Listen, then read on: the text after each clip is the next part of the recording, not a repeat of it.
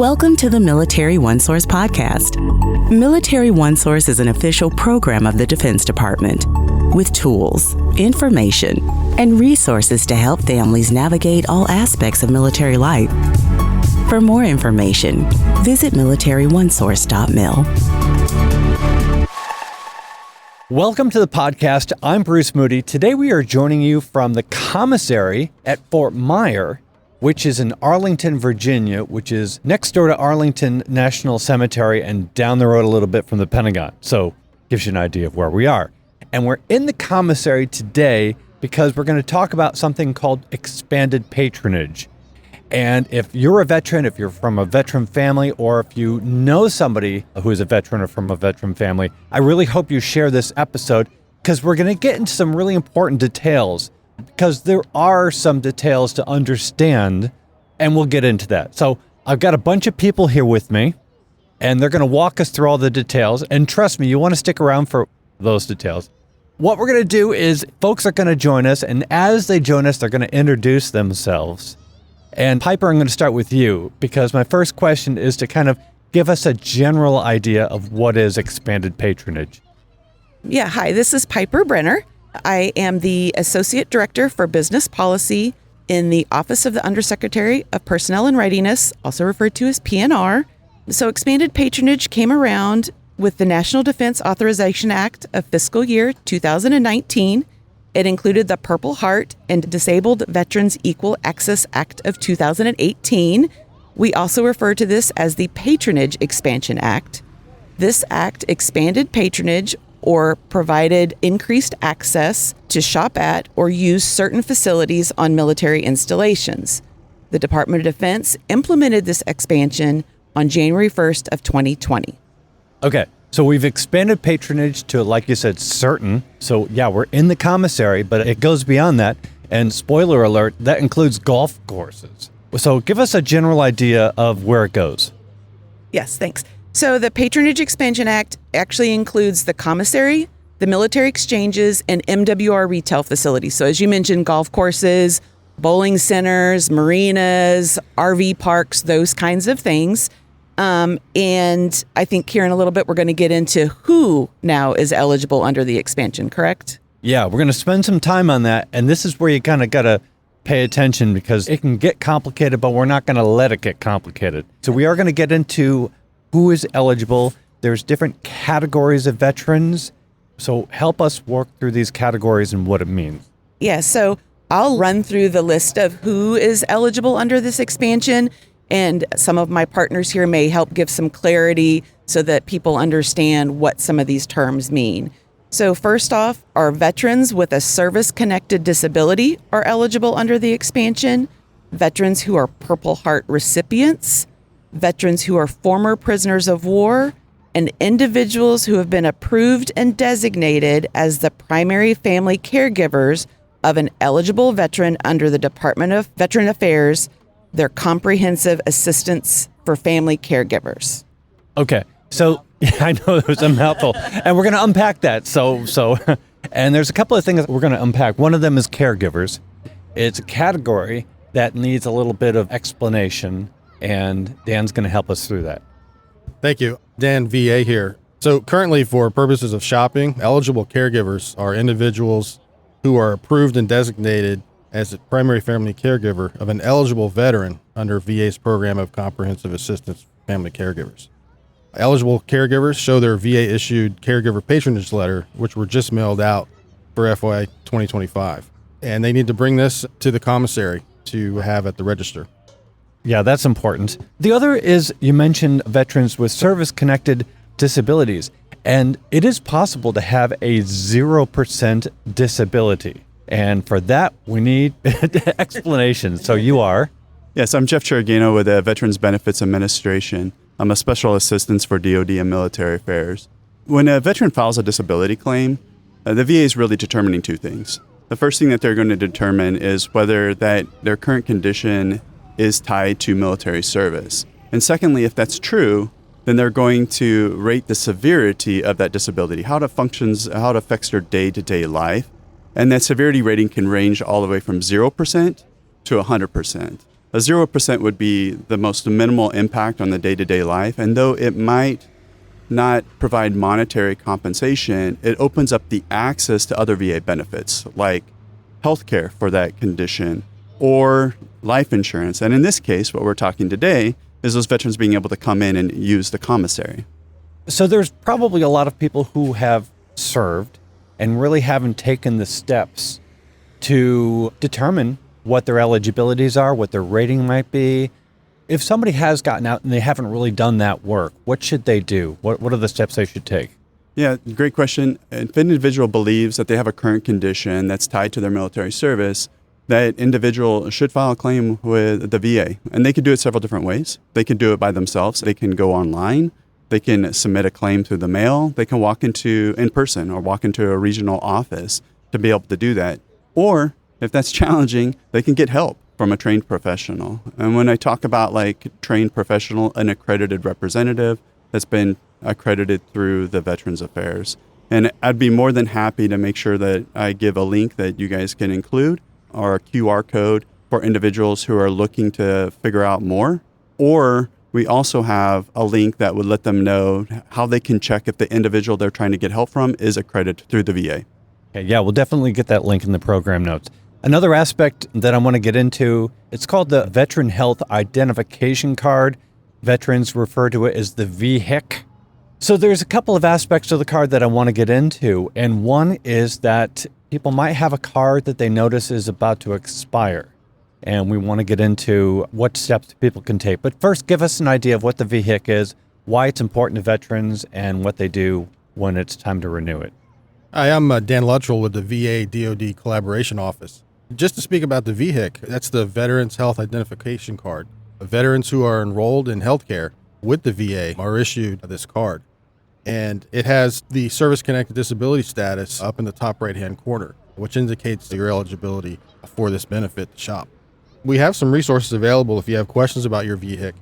We have a 1-877-222 VETS number is a good resource, and also to visit your local VA Medical Center enrollment office is really a good way to connect with information about how to enroll in a VHIC or renew your VHIC. All right. So let's go into the next step on this. Well, there's two steps. There's getting on the base, and then there's getting into the store or getting to the golf course or whatever it is that you're planning to do.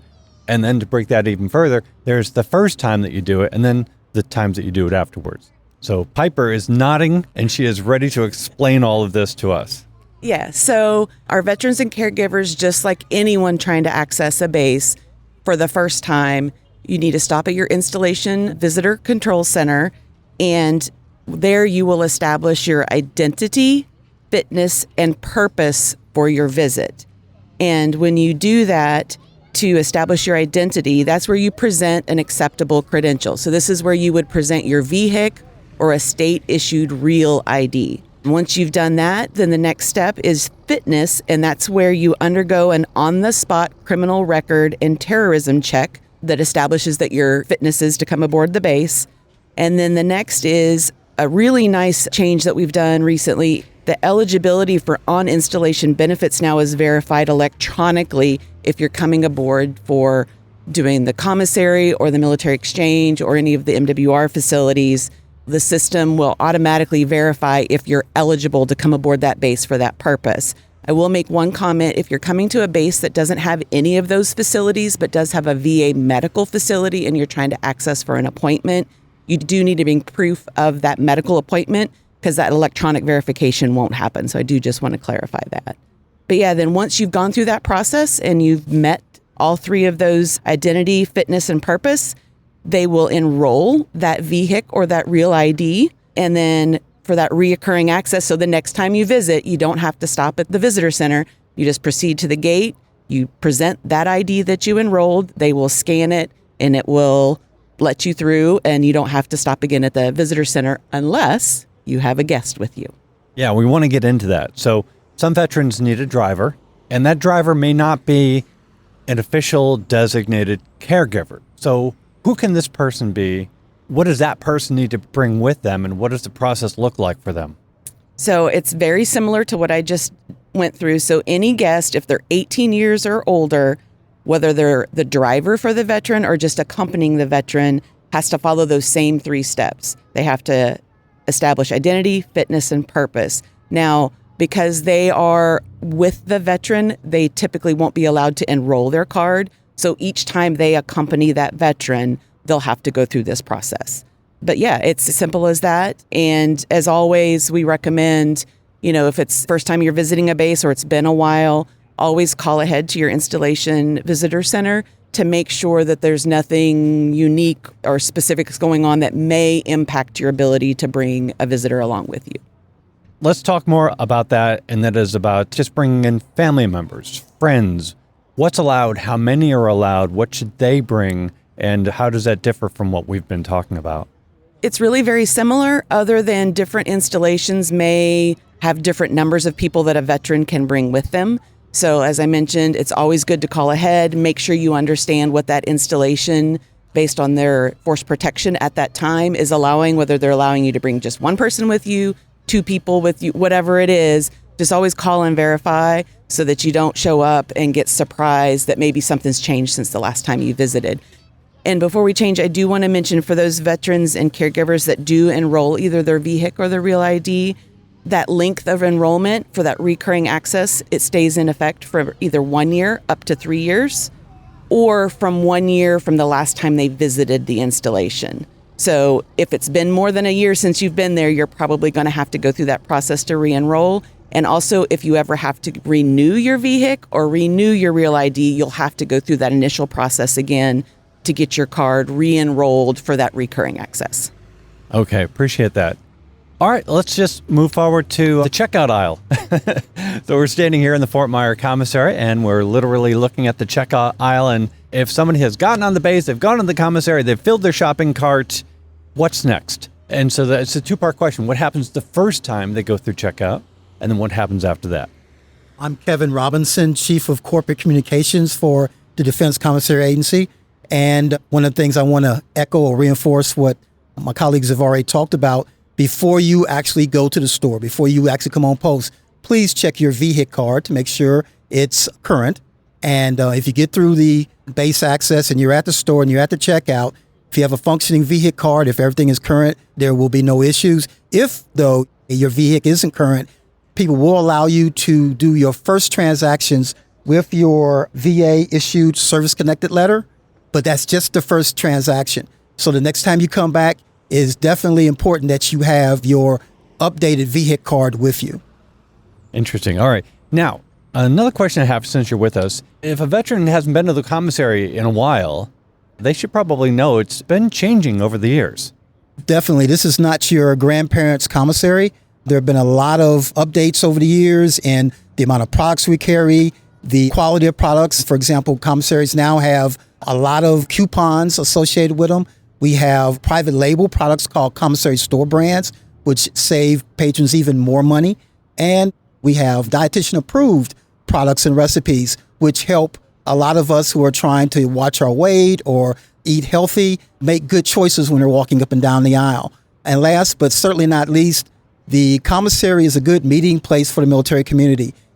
Yeah, you may not believe it, but this is a very, very social experience going to the commissary. And so I want to bring Stephanie into the conversation because you are the veteran and you've gone through all of the things that we've been talking about, and you want to share with us your experiences and what worked for you and how you went about it. Sure. So my name's Stephanie Supplee. I'm a disabled veteran. I work in the military commissary, military resale distribution system. So I had the privilege of knowing very early on about the change of benefits in January 2020. I was already in the VA health system, and I was able to take my old VA ID card and go over to the hospital and in the enrollment center and get updated to a VHIC. It became very clear to me right away that a lot of people didn't really know about the benefits, and the benefits changed, even though VA did a lot in terms of pushing out email communication and social media communication. It just got kind of lost in the noise of everything that happened. So for me, there were several years there where I did not have access. And what is great about the commissaries is beyond the private brands that they have introduced to make groceries more affordable, they have a lot of really key brands, and many of us are brand loyal. So for me, I lived in an area where there were about 5 or 6 commissaries around me. So I had access to be able to go on and shop for the items that I would always be looking for, the brands that I liked, at a surprisingly affordable price. So it became part of my normal routine to go into the commissary, buy those items, and start to try to bring people along. What I learned the most is most veterans don't know they have that access. They don't know they have that benefit. I also a big fan of going to the driving range, and so having access to the golf courses, MWR activities, again, living very close to a base, it becomes kind of, why would I drive to a golf course? I can go on base and go do that. So in each store, I think that one of the biggest hurdles learning is, because of my job, I get to visit a lot of bases, and base access is different everywhere. And so the biggest piece there is not to get frustrated, to call ahead to the base access, to the security office. They will help you. They'll tell you if you can bring somebody else on with you, or if you can't, they'll tell you how many people. They'll give you an idea if you need appointments. It's always good to call ahead and get an idea for that first time, especially if you're like me and you're going to be accessing multiple bases. You have to get into each of those systems. So that's important too. I think that's an excellent summary. Kevin, you want to jump in? This is Kevin from Defense Commissary Agency.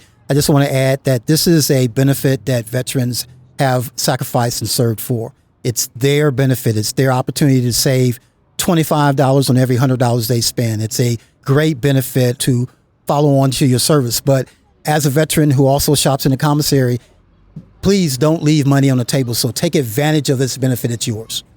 For anyone who has served, anyone who has worn the uniform, they may have moved on with their lives, but we're still here, and we still honor them, and we welcome them. And we know that when we welcome them, it's going to be with the person saying, okay, but I have a lot of questions.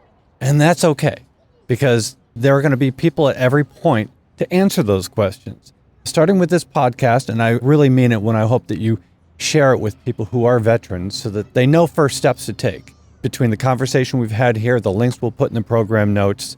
And so we really do hope you share this episode with veterans' families, to get their questions answered and to make sure they're taking advantage of the benefits that they've earned through their service.